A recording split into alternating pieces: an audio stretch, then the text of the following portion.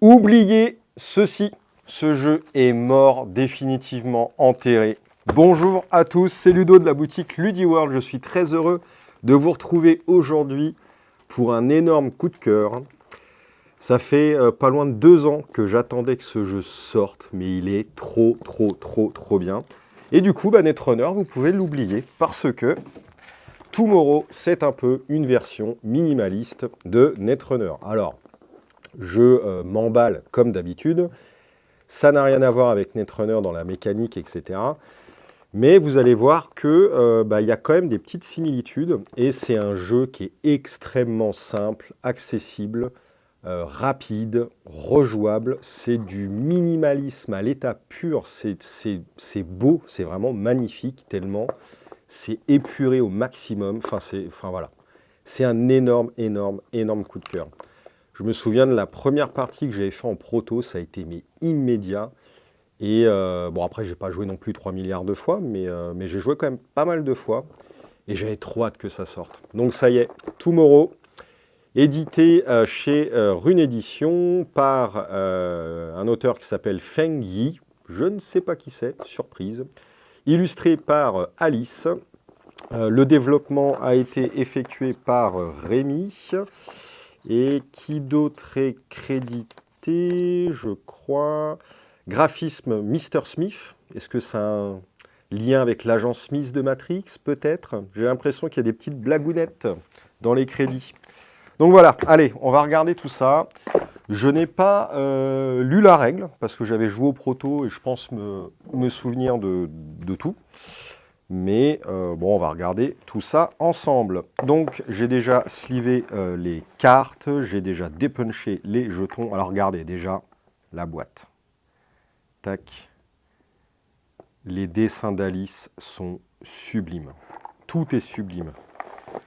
Tac. Alors, moi, je vous avoue que j'aime bien vraiment les micro-boîtes. Et quand vous allez voir le contenu, on aurait pu faire un peu plus petit. Mais il y a quand même un truc qui est sympa, vous allez le voir. Et c'est vrai qu'à chaque fois, Rune, il y a des boîtes qui sont quand même très jolies. Allez, on retire tout ça. Regardez la boîte. C'est pas cool ça? Un truc de métro. C'est magnifique, tout est magnifique. On est dans un monde un petit peu plus futuriste que le nôtre, j'ai l'impression. Mais on n'est pas non plus en l'an 3000, hein. On est peut-être en 2040, 2050. C'est légèrement futuriste, c'est un monde un peu comme le nôtre, hein, décadent, il y a des gens pourris, il y a des révoltes, il y a des corpos, etc. Tac, tac, tac. Enfin, des corpos. Vous voyez, lapsus révélateur. Allez, Tomorrow. Présentation. Le NCG, gouvernement liberticide et autoritaire, accroît son emprise sur le peuple. Face à lui se dresse un groupe de rebelles pacifistes et idéalistes et des Dragonflies, qui se bat pour des lendemains meilleurs. Le NCG mettra tous les moyens en œuvre pour empêcher les Dragonflies de dévoiler ses agissements au grand jour. Qui sortira vainqueur? Vous voyez le rapprochement avec Netrunner? Ah, c'est trop beau! Dans le matériel, vous avez que 20 cartes, 2 decks de 10 cartes. Alors, dans la première édition du jeu, vous avez des cartes promo, des cartes bonus additionnelles, exclusives, qui n'existent pas dans la boîte de base. Et vous aurez la possibilité de customiser un peu vos decks, mais on y reviendra. Donc c'est pas seulement un jeu minimaliste en one shot, il y a possibilité, a priori, de faire évoluer un peu le truc. Vous avez 2 decks de 10 cartes, voilà, avec des dos différents qui sont vraiment cool, les Dragonflies, le NCG, tac, tac, tac, tac. J'ai un tout petit reproche à faire, je dois être franc avec vous. Je trouve les cartes assez fines. Quand j'ai ouvert et que j'ai touché, ça m'a un peu choqué. Mais il faut aussi savoir que pendant tout le mois de décembre, j'ai beaucoup manipulé de cartes One Piece qui, à l'opposé, sont des véritables briques ultra épaisses. Donc c'est peut-être aussi la différence entre les deux qui me choque. Mais c'est un peu fin. Je vous avoue que c'est un peu fin. Hop. Donc vous avez 2 decks de 10 cartes. Et c'est un jeu où plus vous connaissez les cartes dans le deck adverse, plus vous savez ce que le mec a joué, plus vous pouvez en déduire ce qui lui reste dans le deck ou dans la main. C'est un jeu du chat et la souris. plus vous allez jouer contre le même adversaire ou non, et plus vous saurez anticiper, bluffer, prendre des risques, etc. C'est vraiment du Netrunner minimaliste. C'est incroyable. Hop, regardez. Pour l'instant, je vous montre juste l'allure générale du jeu. Les illus sont sublimes. Le template des cartes, c'est magnifique de ouf. C'est franchement, mais incroyable. Ce jeu-là est une pure merveille. Hop. Vous êtes 5000 viewers sur ma chaîne. Si je n'en vends pas 5000, je ne comprendrai pas. Non, non, mais vraiment, ce jeu est dingue, quoi. Donc voilà ce que ça donne. Hop, allez, on continue la règle. Donc vous avez 2 decks de 10 cartes, vous avez des petits tokens. Tac, tac, tac. Vous avez d'un côté des points de victoire pour les Dragonflies et vous avez d'autres jetons qui symbolisent l'argent du jeu. Au niveau de l'anatomie d'une carte, vous avez son titre en haut, vous avez son coup ici, vous avez ici le symbole agent leader. Donc là, par exemple, tac, et ici, tac. Donc voilà, qu'est-ce qu'on a d'autre? En numéro 4, bah, c'est l'illustration. En 5, l'effet de la carte. En 6, c'est tout ce qui est texte d'ambiance. Et il y a des petits textes vraiment sympas qui, encore une fois, me rappellent... bon, on rappelle plein de jeux, hein, évidemment. Mais il y a le petit côté, voilà, Netrunner. Enfin, forcément, le thème, moi, il me fait penser vraiment à Netrunner.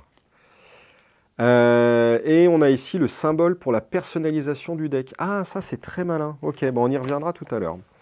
La mise en place, chaque joueur prend les cartes de son camp, il les mélange et en pioche 3. Chaque joueur reçoit également 3 crédits. Allez, tac, tac, tac. De toute façon, je vais faire des parties, hein, évidemment.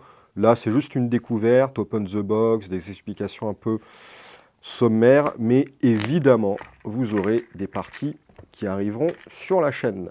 Tac. Donc, vous démarrez avec 3 de tunas et 3 d'argent. Ok.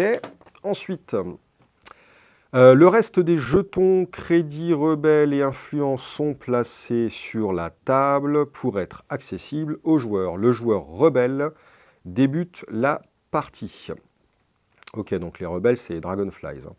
Le tour de jeu, à son tour, un joueur effectue 2 actions parmi soit piocher une carte, soit jouer une carte, soit défausser une carte, soit utiliser une carte. Jusque-là, c'est clair. Donc voilà, piocher, jouer, défausser ou utiliser une carte déjà en jeu. Donc à l'instar de bon nombre de jeux que j'affectionne, c'est un jeu à action qui offre une liberté d'action et surtout qui donne un intérêt au niveau gestion. Alors on n'est pas dans du gros jeu de gestion évidemment, mais il y a quand même de la gestion. Et vous verrez, comme d'habitude dans les jeux à action, qu'il n'y a jamais assez d'action. On est obligé d'anticiper, de prévoir une séquence de jeu globale. Je vais faire ça, puis ça, puis ça, puis ça. Sauf que bah, quand vous avez fait vos 2 actions, c'est le joueur en face qui va jouer, qui va faire complètement autre chose, qui va péter vos plans, etc. Et bref, comme d'habitude, et c'est en ça que c'est génial. Mais au moins, vous n'êtes pas bloqué, vous pouvez faire avancer votre deck. Voilà, moi j'adore les jeux libres comme ceci. Lorsque le joueur a effectué ces 2 actions, c'est à son adversaire de jouer. Il est possible d'effectuer 2 fois la même action. Évidemment. Hop, on continue dans la règle. Piocher une carte. Bon, allez, vas-y, on lit tout, c'est pas grave, même si c'est évident. Pour une action à son tour, un joueur peut prendre la première carte de son deck, sa pioche. S'il n'a plus de cartes, remélangez la défausse pour former une nouvelle pioche. Ne remélangez votre défausse que lorsque vous devez piocher. Donc voilà, c'est un jeu sans fond. On va remélanger en permanence et c'est pour ça que je vous dis que c'est un jeu vraiment du chat et de la souris parce que les cartes de l'adversaire, vous allez les connaître très très vite, mais ça va tourner comme ça en permanence et il y a vraiment l'impression de jouer au chat et la souris, quoi. C'est vraiment trop ça. Un joueur ne peut pas avoir plus de 5 cartes en main. Si un joueur décide de piocher alors qu'il a déjà 5 cartes en main, il prend une nouvelle carte et se défausse immédiatement sans prendre les ressources de l'action défaussée. La discard n'est pas en fin de tour, on a une taille limite de main qui influe dans notre tour de jeu. C'est à prendre en compte. Jouer une carte. Pour une action à son tour, un joueur peut jouer une carte en payant son coût en crédit. Bon bah là tout bêtement, vous avez une carte qui coûte 2, j'ai 3 thunes, bah vous dépensez 2 thunes et vous la jouez. Hop, jusque-là, je pense que ça va. Pour une action à son tour, un joueur peut jouer une carte en payant son coût en crédit. Pour ce faire, le joueur remet dans la réserve générale autant de crédit que le coût de la carte. Si le joueur n'a pas assez de crédit, il ne peut pas jouer la carte. Il existe deux types de cartes, les événements et les agents leaders. Les événements sont placés dans la défausse après que l'effet ait été résolu. Les leaders, donc côté rebelle, ou les agents côté gouvernement, restent en jeu devant le joueur jusqu'à ce qu'il soit défaussé ou arrêté par l'effet d'une carte. Donc ça veut dire quoi? Vous avez des cartes éphémères, les événements, et vous avez des cartes permanentes ou presque les... Alors j'ai pas les noms, enfin je vais les mémoriser, hein, mais donc les leaders ou les agents. Les leaders agents sont reconnaissables au symbole avec le petit personnage en haut à droite, comme on l'avait vu à la page d'avant. Défausser une carte, c'est quoi? C'est pour une action à son tour. On va prendre une carte, on va la défausser. Et là, attention, la magie opère. Quand on défausse une carte, on gagne son coût en crédit. Bim! Donc vous commencez à voir venir le truc. Pour une action, tu draws. Pour une action, tu discartes, tu gagnes. Pour une action, tu joues. Il y a une gestion des actions, de l'argent. On va chercher des fois à cumuler des thunes pour jouer une grosse carte. Enfin, c'est trop bien. Bon, alors dit comme ça, je ne sais pas si vous réalisez à quel point c'est bien, mais je vous assure que quand vous y jouerez, vous allez kiffer de ouf. Et la dernière action du jeu, c'est utiliser une action de leader agent. Une fois en jeu, certains leaders agents peuvent déclencher un effet qui nécessite de dépenser une action. Le mot action est écrit sur la carte avant la description de l'effet. Chaque leader agent ne peut déclencher son effet qu'une seule fois par tour. Vous pouvez incliner la carte quand vous utilisez son effet et la redresser au début de votre tour pour vous rappeler que vous avez utilisé son effet. Bah oui, carrément. Donc là, par exemple, on est dans ce cas de figure-là avec ce leader qui dit pour une action, vous pouvez poser un de thunes sur cette carte. Vous gagnez un de thunes. Non, un point de victoire, pardon, et piocher une carte. Ah ouais, il est très très fort, lui. Très très très très fort. Ok, au niveau des actions, bah, vous avez vu, hein, c'est assez simple. Là, on a quoi? On a une note. Dans cette boîte, seuls 2 leaders ont des capacités qui nécessitent de dépenser une action. Les autres leaders agents ont une capacité automatique qui s'active en début de tour sans dépenser d'action. Et oui, ça existe aussi. Les leaders agents ne sont pas que des cartes à action. Ensuite, précision. Ah, on a une carte, c'est une réaction. Donc, c'est une carte qui ira à la discard après la résolution. Ce n'est pas une carte permanente. Par contre, on ne peut pas la jouer à son tour pour une action. C'est une carte qui va être jouée à un moment précis, à un timing précis, indiqué par celle-ci. Normalement, si je m'en souviens bien. Les cartes ayant le mot réaction devant la description de leur effet sont des cartes qui sont jouées pendant le tour adverse en réaction à une action adverse détaillée sur la carte. C'est exactement ça. On a l'exemple de cette carte-là, hop, qui est vidéo compromettante. Réaction, si un leader est arrêté, jouez cette carte et gagnez 2 points de pouvoir, 2 prestige. Je n'ai pas encore le terme, désolé. Donc voilà, il y a aussi des réactions. On continue dans la règle. Arrestation. Certaines cartes du gouvernement permettent d'arrêter un leader rebelle. Dans ce cas, prenez la carte leader et placez-la dans votre zone de score. Un leader arrêté n'est plus en jeu et le joueur rebelle ne peut plus utiliser son effet. Oui.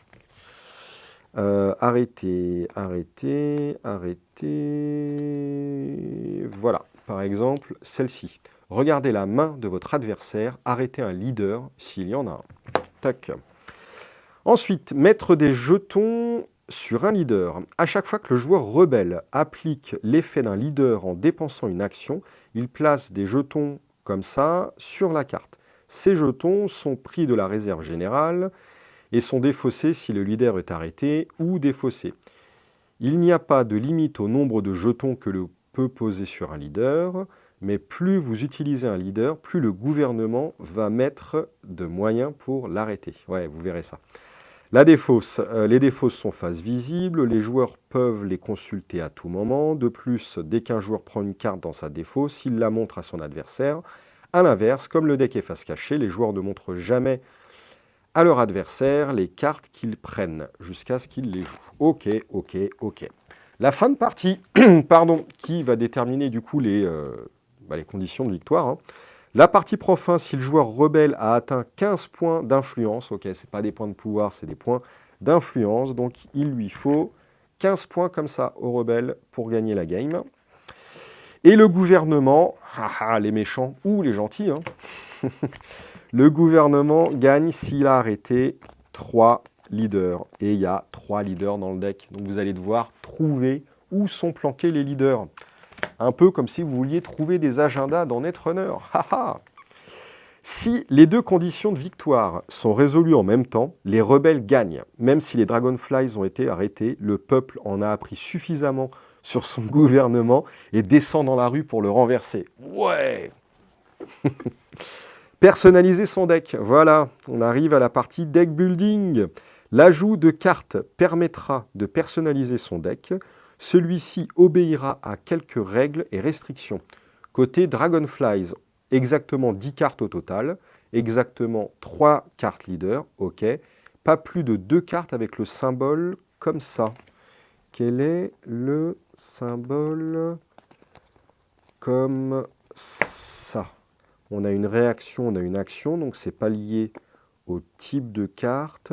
Ah, c'est des cartes qui font gagner des points de victoire. Bah oui, ok. Bah, je pense que le logo est assez clair.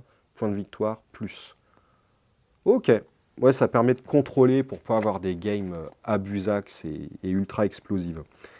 Et les restrictions concernant le deck NCG, c'est exactement 10 cartes au total. Pas plus de 3 cartes arrestation. Donc c'est un peu l'opposé des cartes plus point de victoire. D'accord. Elles ont le symbole, ce symbole-là en bas. D'accord. Donc pas plus de 3. Et pas plus de 2 cartes agents. Ok. Et donc là, il y en avait bien 2. Et ben voilà. Et du coup, vous avez des cartes bonus qui sont fournies avec la première édition du jeu. Je ne peux malheureusement pas vous dire lequel sachet vous sera fourni avec. Et visiblement, moi, j'en ai un deuxième, mais je ne sais pas lequel arrivera avant l'autre. Je ne sais pas dans quelles conditions ça sera distribué pour le sachet additionnel. Enfin voilà, honnêtement, je n'en sais rien pour le moment. Lorsqu'on ouvrira les précommandes sur le site, je pense qu'on indiquera voilà, ce qui est fourni avec ou pas. Mais il y aura évidemment tous les goodies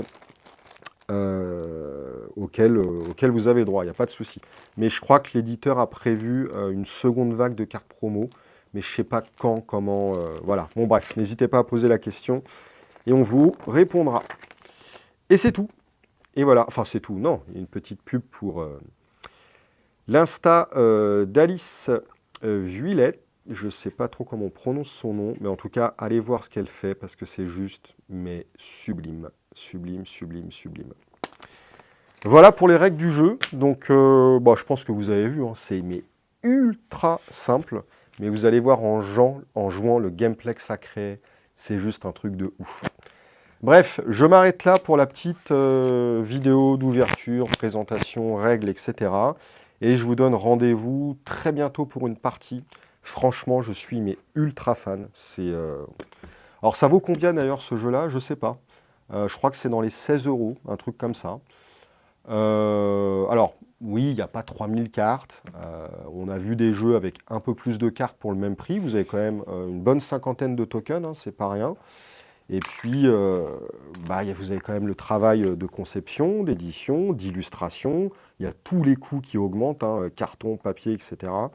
Donc on est un petit peu dans la tendance des nouveaux prix, il faudra s'y habituer. Mais franchement, même à 30 balles, le jeu, je l'achetais tellement... Enfin, une fois que vous aurez joué au jeu, vous ne regardez plus à la dépense, quoi. C'est juste un jeu exceptionnel. Voilà, gros coup de cœur pour moi. On lance les précommandes rapidement et ça arrivera pour le 16 janvier. Des bisous à tous, passez de bonnes fêtes et que le NCG l'emporte. Salut!